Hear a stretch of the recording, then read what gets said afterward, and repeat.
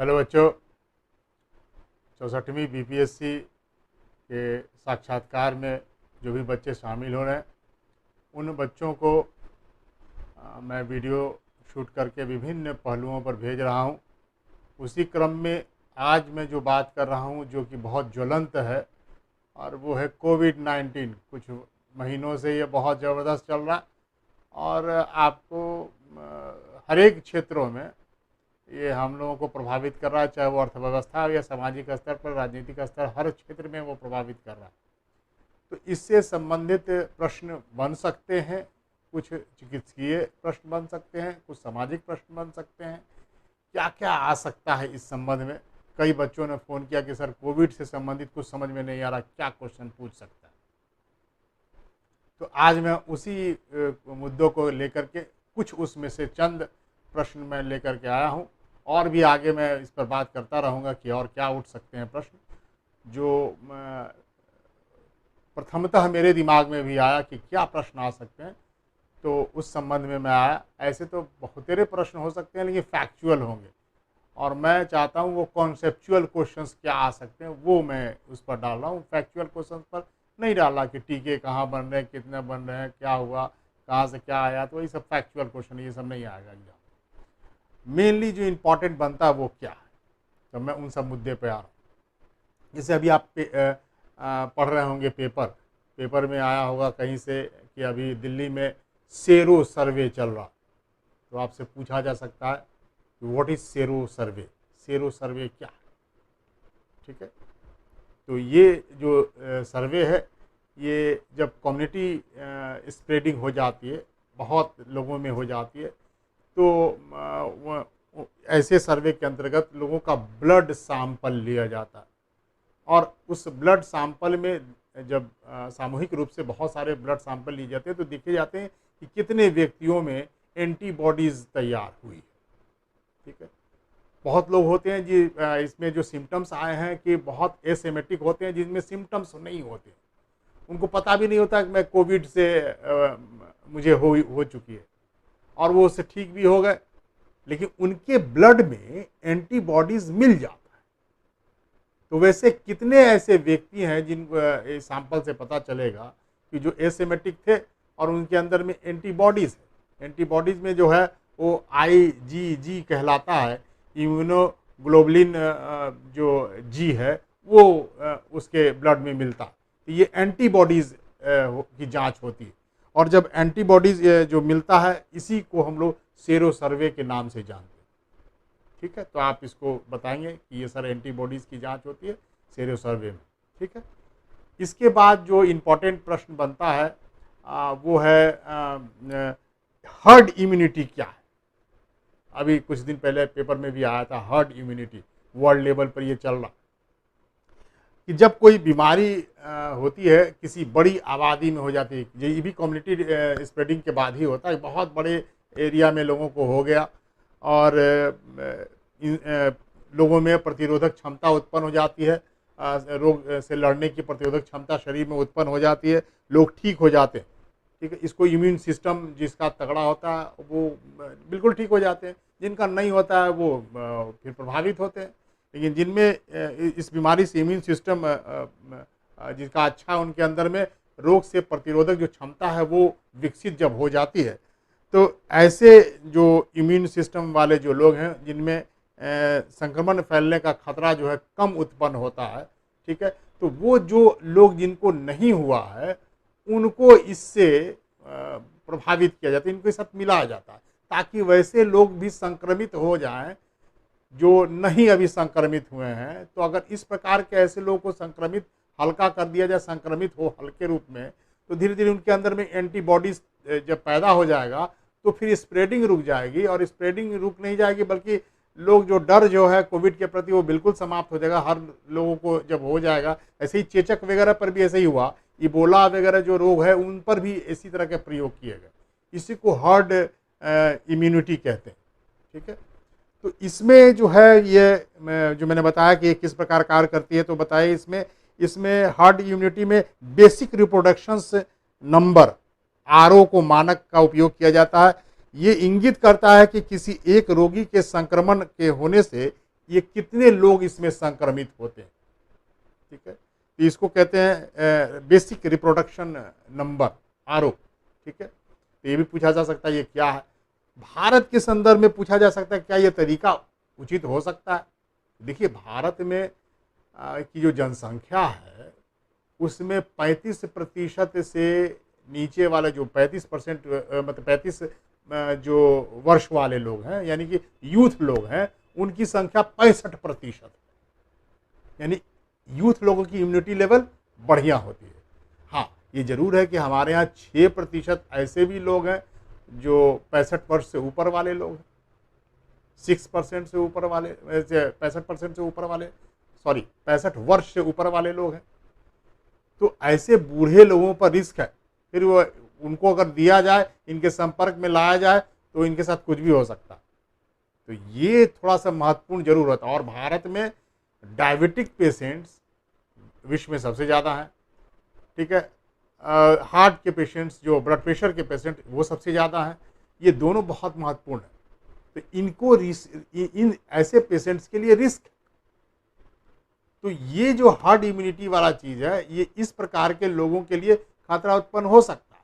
तो ये इसलिए WHO ने थोड़ा सा इस पर ये आशंका व्यक्त की है कि भारत के संदर्भ में थोड़ी सी इसको सतर्कता बरतने की आवश्यकता पड़ेगी, इसको फूक फूक के चलना पड़ेगा।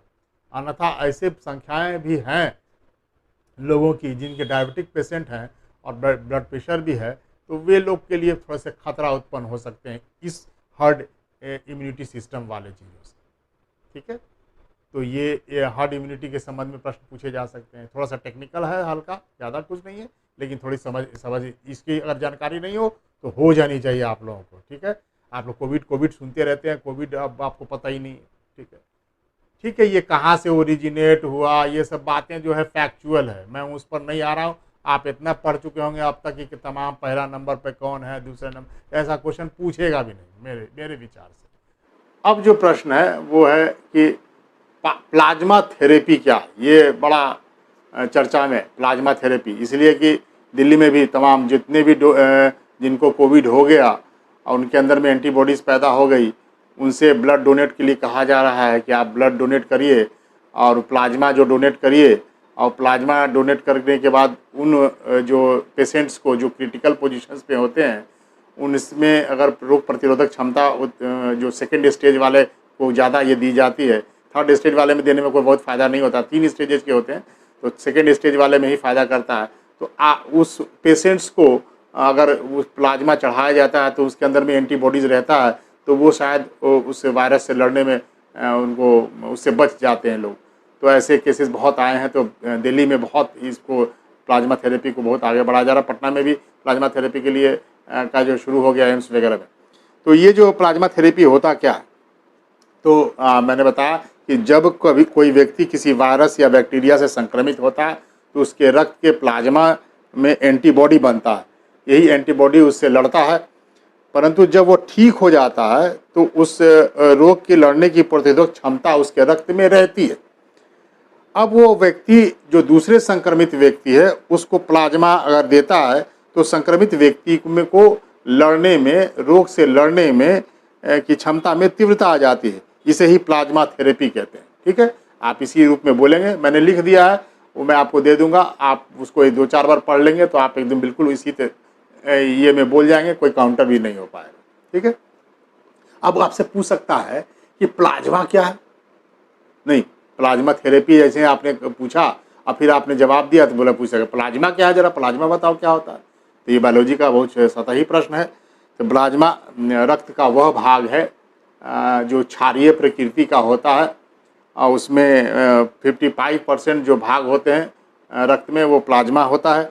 प्लाज्मा में 90% जल होते हैं, 90% उसका जल होता है, और 10% जो है वो प्रोटीन और कार्बनिक और अकार्बनिक मिलकर के 10% रहता है, ठीक है।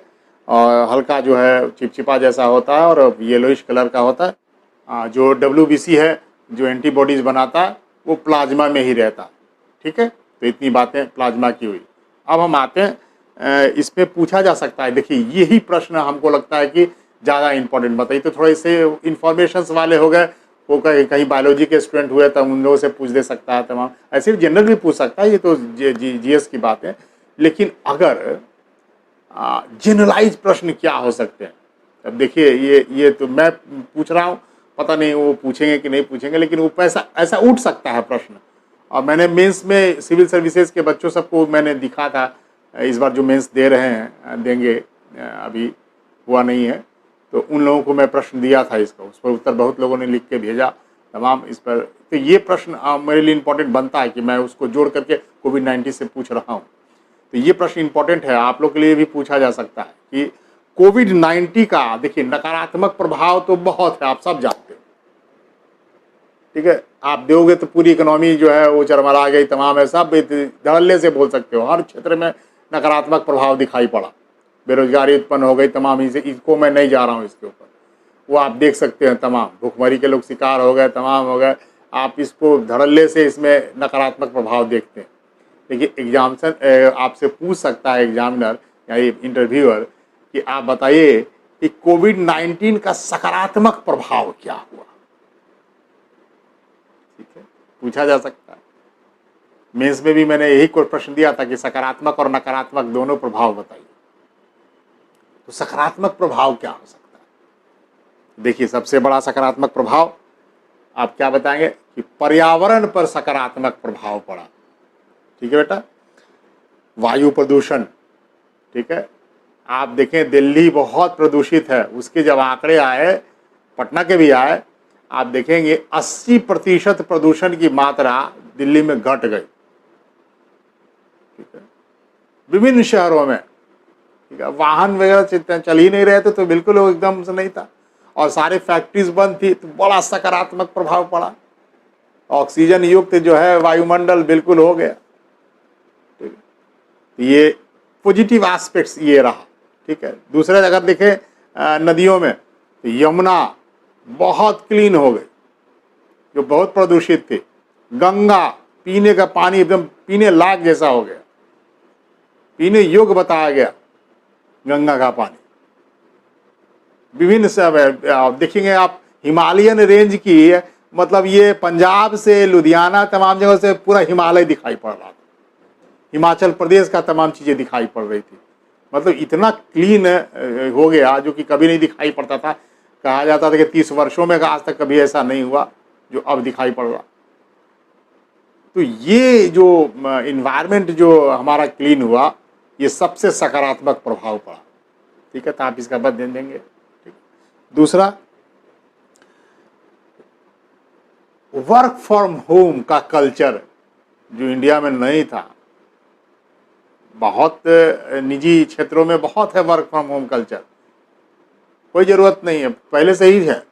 तमाम निजी कंपनियों में अगर यूएस वगैरह में देखिए तो आप, कोई ज़रूरी नहीं कि आप ऑफिस जाइए, तमाम घर पे जाए, काम चाहिए उनको, काम चाहिए, तो सबको लैपटॉप पे ही काम करना तमाम है। तो हमारे यहाँ वर्क फ्रॉम होम कल्चर नहीं है। तो इन दिनों ये चाहे चूँकि व्यवस्था ही थी, तो हम जैसे लोगों को भी वर्क फ्रॉम होम कल्चर करना पड़ा, ठीक है। तो ये जो चीज़ें डेवलप हुई, ये इस वजह से हुई। तो एक चीज़ कार्य संस्कृति जो है, कार्य करने की जो संस्कृति है थोड़ी बदली, उसका विकास हुआ, आप इसको बोल सकते हैं सकारात्मक प्रभाव है। नेक्स्ट क्या प्रभाव पड़ा, देखिए ई लर्निंग का जो प्रोसेस है, ये शिक्षा के क्षेत्र में क्रांतिकारी प्रभाव पड़ा। कभी लोग नहीं इस पर होते थे, उच्च शिक्षा में थोड़े बहुत थी, निम्न स्तर पर स्कूली शिक्षा में तो था ही नहीं। कुछ कुछ जो है ऐसे बिजनेस क्लास की जो स्कूलें हैं, वो थोड़ा बहुत स्मार्ट क्लासेज और इस सब चीज़ का इस्तेमाल करते हैं, वरना ई लर्निंग वाला प्रोसेस तो था ही नहीं। अब इन दिनों इतनी तेज़ी से बढ़ा ई लर्निंग कि अब देखिए ऐप से और तमाम चीज़ों से पढ़ाई हो रही है स्कूली शिक्षा में। तो ये बहुत सकारात्मक प्रभाव पड़ा, और कभी भविष्य में इस प्रकार की हो गई तो अब एक प्रकार की धीरे धीरे लर्निंग के प्रोसेस जो है बच्चों में इस प्रकार के बन गए कि आप कोऑर्डिनेट बना करके स्कूल ऐसा कर सकती है। तो ज़रूरी नहीं है कि स्कूल जो है, अगर स्कूल में छुट्टियां हो गई, गर्मी की छुट्टियां हो गई, अब स्कूल जो है अपने कार्यप्रणाली में भी चेंज ले आ रहा, ये भविष्य के लिए भी बढ़िया होगा, ठीक है। और अर्थव्यवस्था में ज़बरदस्त सकारात्मक भी प्रभाव पड़ा। नकारात्मक तो पड़ा ही पड़ा, उसका सकारात्मक क्या पड़ा आप इसको भी बता सकते हो, क्या सकारात्मक प्रभाव पड़ा? तो देखिए आत्मनिर्भरता जो है, सेल्फ रिलायंस, इस पर बल दिया गया। ठीक है, आत्मनिर्भर भारत की बात की गई, लोकल फॉर वोकल की बात की गई, यानी स्वदेशी चीज़ों की बातें की गई कि स्वदेशी वस्तुओं को आगे बढ़ाया जाए। इस पर बहुत काम हो रहा है और इसी पूरे राज्य सरकारें इस पर काम कर रही हैं। जितना आप देखेंगे कि अपनी इकोनॉमी का, स्टेट का क्या स्ट्रेंथ है, किस उद्योग को खोलने हैं, ये बिल्कुल इस प्रकार का फूड प्रोसेसिंग और तमाम चीज़ों पर विशेष रूप से बल दिया जा रहा है। और यहाँ जो श्रमिक लौट करके आए हैं उनको यहीं पर नियोजित करने की, अब ये पूरी तरह से भारत में हर स्टेट ये इस पर काम कर रहा। तो ये देखिए, ये कहीं ना कहीं दूरगामी प्रभाव इसके जरूर पड़ेंगे। ठीक है, मैं हमेशा इस बात का कहता रहता है कि हमारी इकोनॉमी का स्ट्रेंथ क्या है, मैन पावर, और हमें इस पर इम्फेसिस डालना। और सरकारें जो रहीं वो सब ज़्यादातर बड़े उद्योगों को प्रेफरेंस देती रही, छोटे उद्योगों को कम दी, और इसका दुष्प्रभाव ये पड़ा। अब कोविड-19 ने उनको सोचने पर जरूर मजबूर कर दिया। ये सकारात्मक प्रभाव है, आप इसका उल्लेख कर सकते हैं। ठीक है, सामाजिक जो प्रभाव है बड़ी दूरगामी ये भी पड़ा। सामाजिक आप कह सकते हैं, देखिए हम लोग बहुत अंदर में इतने व्यक्तिवादी होते चले गए कि सिर्फ स्व के लिए सोचते थे, कभी भी दूसरों के लिए नहीं सोचते थे। ठीक है, इस कोविड ने स्व की भावना से निकल करके पर की भावना की ओर हम लोग को अग्रसर किया और जन कल्याण के लिए सब आगे आए। सबके अंदर में जज्बा हुआ कि मेरे बगल में कोई भूखा ना सोए। तमाम प्रधानमंत्री से लेकर सब लोगों ने आह्वान किया। आप सरकारी स्तर पर तो जो होती रही, बिल्कुल गैर सरकारी स्तर पर, व्यक्तिगत स्तर पर सब लोगों ने कंट्रीब्यूट करने की कोशिश की। ये सामाजिक प्रभाव है, और इस सामाजिक प्रभाव को क्या बोलते हैं? सामुदायिक जीवन, कम्युनिटी लाइफ। ये हमारी संस्कृति का हिस्सा रहा और हम लोगों ने बढ़ चढ़ करके इसको फिर से हमारे रिवाइव किया इस चीज को। ठीक है, ये नहीं कि अपने लिए जिए तो क्या जिए, दूसरों के लिए जीना। ठीक है, ये सबसे महत्वपूर्ण था। तो सब लोगों ने इसको मिलकर काम किया। ठीक है, तो ये आप सकारात्मक प्रभाव कहें। आपसे प्रश्न पूछेगा तो आप इन सब सेक्टर पर आप बात कर सकते हैं। मैंने पहलू दिया आपको, इस पर कुछ भी प्रश्न आएगा तो इन सारे सेक्टर को अगर दिमाग में रखेंगे तो आप बड़े अच्छे ढंग से उत्तर दे सकते हैं। सामाजिक प्रभाव में एक और बहुत महत्वपूर्ण बात है, और वो है मेंटल हेल्थ की बात। ठीक है, अब ये हम लोग मानसिक रूप से जो इस समय बहुत तनावग्रस्ता की स्थिति पहले रहती थी, ठीक है, कि हम लोग समय नहीं दे पाते थे अपने परिवारों को। ठीक है, बड़े तनावग्रस्त थे। बच्चों को तो ये ऐसे हम लोग पिस जाते थे काम में कि बच्चों से तो कभी हम बड़ा होते, बच्चा कैसे बड़ा हो जाता है देखते ही नहीं परिवारजन। मॉर्निंग में निकले और रात में लौट रहे हैं, बच्चा सो गया तमाम। ये लॉकडाउन ने घर के अंदर बच्चों को अपने माता पिता का जो सानिध्य दिया, ये बड़ा आप कहें कि एक सकारात्मक प्रभाव के रूप में आप इसको देख सकते हैं। ठीक है, घर में बंद होना है, कुछ नकारात्मक भी है, लेकिन मैं उस पर अभी आऊँगा। अब उसमें कई समस्याएं पैदा हुई हैं। ये कुछ सकारात्मक बातें हैं जो हेल्दी पॉइंट ऑफ व्यू से मैंने इसको बताया। अब मैं आ रहा हूँ एक अलग प्रश्न जो पूछ सकता है एग्जामिनेशन में, कि बताइए कि लॉकडाउन की वजह से प्रशासन के लिए कौन कौन सी चुनौतियां उत्पन्न हुई, प्रशासनिक दृष्टिकोण से बताइए। और अगर कोई सेवा में हो तो उनके लिए बहुत ही महत्वपूर्ण प्रश्न हो सकता है। ठीक है, बहुत लोग हैं हमारे जो सेवा में हैं और अभी उच्चतर जाने के लिए प्रयासरत रहते हैं, उनसे ये प्रश्न पूछा जा सकता है। प्रशासन के लिए कौन कौन सी चुनौती? देखिए, पहली चुनौती कि सोशल डिस्टेंसिंग का जो है वो सख्ती से पालन कराना। ठीक है, और चाहे वो मास्क और सैनिटाइजर और इन सब का प्रयोग करने के, देखिए इसमें बड़ा दिक्कत हुई है, बहुत दिक्कत हुई है लोगों को। पुलिस तंत्र को बड़ा बैलेंस करके, आप पुलिस ने इस दौरान अपने को एक सकारात्मक भूमिका भी बहुत दिखाया उन्होंने, पुलिस का नया चेहरा दिखाया, पुलिस का एक सामाजिक चेहरा क्या होता है, ठीक है। पुलिस से जो है वो हमेशा नकारात्मक जो है उनके ऊपर रहता है छवि बनी हुई, उसको तोड़ते हुए उन्होंने सकारात्मक छवि इस बार बनाई कोविड-19 में, ठीक है। तो आप इसको देखेंगे, हालांकि कुछ चीज़ें निकल के आती, उसमें कुछ लोग हैं ऐसे कि आप देखेंगे कि आज ही मैं देख रहा था कि बलिया में एक एसडीएम जो है वो मास्क नहीं लगाने के चक्कर में बहुत मारा उन्होंने, 2 दुकानदारों को, उनको सस्पेंड भी कर दिया गया। तो ऐसे भी कुछ लोग हैं, ठीक है। ऐसा नहीं है कि सब लोग, ये तो व्यक्तिवादी वाली चीज़ें, लेकिन पुलिसिया तंत्र जो है वो हमेशा सख्ती के लिए जाना जाता है। देखिए सख्ती भी बहुत ज़रूरी है, नहीं तो स्प्रेडिंग हो जाती। जिस उद्देश्यों को लेकर के लॉकडाउन में क्या ये सख्ती भी करना था, और साथ साथ जो ज़रूरतमंद लोग हैं उन तक अपनी सुविधाएं भी पहुंचानी थी, प्रशासनिक हेल्प भी करना था, बैलेंस करके चलना था। और इस बात बहुत अच्छे ढंग से पुलिस तंत्र ने भी और प्रशासन ने भी भूमिका निभाई, ठीक है। दूसरा है प्रवासी जो मजदूर थे, ये बड़ी समस्या रही। प्रवासी मजदूर जो हमारे तमाम पंजाब में, महाराष्ट्र में और दिल्ली में काम करते थे, खासकर यूपी और बिहार के, उनको, उन प्रवासियों को उनके घर तक पहुंचाने में प्रशासन को बड़ी मशक्क़त करनी पड़ी। साथ ही साथ उसकी जांच भी हो, उनके पैसे नहीं हो, उनके खाने नहीं हो, उन सब की व्यवस्था कराना, उनको घर तक उनको पहुंचाना, क्वारंटाइन करना, ये तमाम बातें जितनी हैं, ठीक है, ये सब बहुत प्रशासन तंत्र के लिए चुनौतीपूर्ण था, ठीक है। इसके बाद आप बोल सकते हैं कि लॉ एंड ऑर्डर सिचुएशन भी बिगड़ा।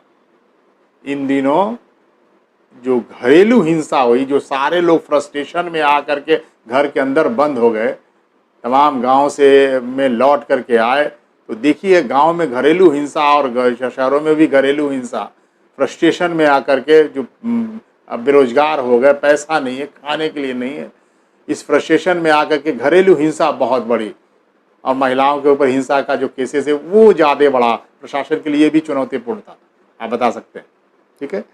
और खाद्य पदार्थों, मास्क, सैनिटाइजर, इसकी जो कालाबाजारी हुई, प्राइस जो है वो इन दिनों जो है हाइक करके ज़बरदस्ती जो है आर्टिफिशियल स्कार्सिटी पैदा करके लेना, इस पर भी प्रशासन ने बहुत नियंत्रण किया, और चुनौती था, ये बहुत बड़ी चुनौती थी कालाबाजारी को रोकना। इसके बाद आप देखेंगे कि इन दिनों कार नहीं मिलने के कारण, काम नहीं मिल रहा था, काम चूँकि हो नहीं रहा था लॉकडाउन के पीरियड में, लोग बेरोजगार थे, तो सर्वाइवल था, अब सर्वाइव करना है। तो इन दिनों आप देखेंगे कि चोरी डकैती, ठीक है, अब छीन छोड़ तो चूँकि चल नहीं रहा, तो रात में चोरी और डकैती, ये घटनाएं बढ़ी, दुकानों को शटर तोड़ करके ये करना, ये डकैती वाला और चोरी वाला जो केसेस है वो बढ़ा। तो ये प्रशासन के लिए चुनौती था, ठीक है। एक तो कोविड के ऊपर जो है वो अलग दिमाग चला गया था, वहाँ पे काम करना पड़ रहा था, ट्रैफिक और तमाम इन सब पर ध्यान रखना था, कोई नहीं निकले तमाम में, तो आप देखेंगे पेट्रोलिंग वो बढ़ा, ऊपर से चोरी और डकैती है। इस तरह प्रशासन को बहुत बैलेंस जो है वो, कहीं सूचनाएं इधर आ रही। अब इन दिनों देखिए साथ साथ बिहार को तो बाढ़ भी अभी झेलना पड़ा, इस कोविड के साथ साथ बाढ़ को भी झेलना पड़ा। तो आप देखेंगे दोहरी जो मार है वो बिहार को झेलनी पड़ी, बिहार और यूपी के कुछ लोगों को, ठीक है। तो ये जो चीज़ें हैं ये मैंने बताया आप लोग को, और भी प्रश्न हो सकते हैं, इसमें कहीं कोई दो राय नहीं है, जैसे जैसे मेरे दिमाग में भी आता जाएगा। मैंने आज इस बात पर सोचा, कुछ बच्चों ने कहा कि सर कोविड पे क्या आ सकता है, तो मैंने इंस्टेंटली बैठ करके इन सब प्रश्नों पर लिख डाला आप लोग को, और मैंने सोचा कि सब बच्चों को पता होना चाहिए, मैं एक दो कहीं क्यों सीमित रखूं, मैं ये सब बच्चों में स्प्रेड करूं। तो आप लोग को सबको शेयर कर रहा हूं, आप भी चाहें तो मैक्सिमम जितने बच्चे हैं सबको शेयर करिए। देखिए आप लोग जितना इसको शेयर करोगे मैं उतना ही उत्साहित होऊंगा कि मैं मैक्सिमम लोगों को तक आप उसको पहुंचाइए, मैं और वीडियोस और बना बना करके आप लोग के पास भेजूंगा, क्योंकि मेरे पास डिफरेंट पीटी वाले भी बच्चे हैं, मेंस वाले बच्चे, सब लोग मांग रहे हैं। तो जो शूट करने वाले बच्चे आते हैं वो कहते हैं सर इसकी डिमांड सबसे ज़्यादा, और डिमांड का उन्होंने पहलू जो बना रखा है वही बना रखा है, ये देखने का व्यूअर्स कितने ज़्यादा किसमें, इसमें सर इसकी डिमांड ज़्यादा, इसमें व्यूअर्स ज़्यादा देख रहे हैं, आप पहले इसको ज़्यादा बनाइए। ठीक है, तो ध्यान में रखिए जो भी छात्र हैं सब लोगों को मैं कहता हूँ भाई बैलेंस लेके चलना, हम तो मैं बैलेंस प्रयास करता हूँ बैलेंस लेके चलूँ, लेकिन उन लोगों का बच्चों का जो जिद है उसके आगे मैं नतमस्तक हो जाता हूँ, क्योंकि वो बच्चे बहुत मेहनत करके अपने रिस्क लेकर के वो इन दिनों आते हैं मेरे घर पे, शूट करते हैं, लेके जाते हैं, पोस्ट करते हैं, मुझे सूचनाएं देते हैं, तमाम बातें बेचारे वही कर रहे हैं। मैं तो सिर्फ कहो कि मैं तुम लोगों के लिए उन पहलुओं को देखते हुए बैठ करके बना देता हूँ, ठीक है, आप बोल देता हूँ, बाकी सब जो टेक्निकल काम है वही लोग करते हैं। ठीक है, चलिए आप लोग का बहुत बहुत धन्यवाद, और आप लोग कई बार इसको सुने, कई बार इन सब पहलुओं को, और अगर प्रश्न आपको अगर लगता है, जैसे कुछ बच्चों ने लिखा है मजदूरी वाले में, मैं जब LSW की बात करूँगा मैं उनमें उन सब का उत्तर फिर से आप लोग को दे दूँगा। आपको जो भी प्रश्न लगता है कि इसमें और क्या प्रश्न पूछे जा सकते हैं, आपके दिमाग में जो भी आता है आप उसको लिखें, मैं उसका उत्तर क्या हो सकता है, अगर आपको समझ में ना आ रहा हो तो मैं उसका उत्तर निश्चित रूप से आपको बताऊँगा। चलिए धन्यवाद आपको।